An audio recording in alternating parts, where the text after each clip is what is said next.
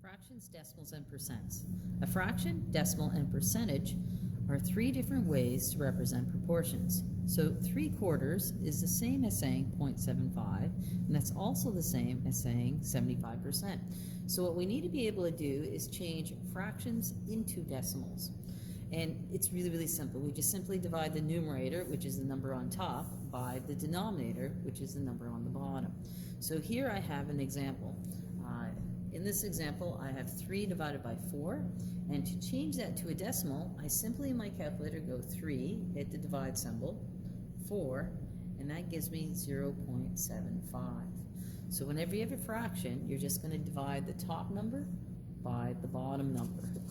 Now what I want to do is try going from a percent to a decimal.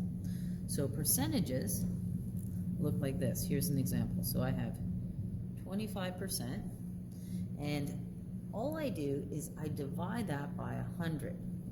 So I'm going to write 25 down, and percent means out of 100. So if I just go 25 divided by 100, and I put that into my calculator, 25 divided by 100, I get 0.25. The last thing we need to be able to do is to go from decimals to percents. Well, if I did this example here where I have decimal 85, all you need to do is multiply that by 100. And there's an easy way to multiply by 100. 100 has 2 zeros, so that means I just move the decimal place over twice.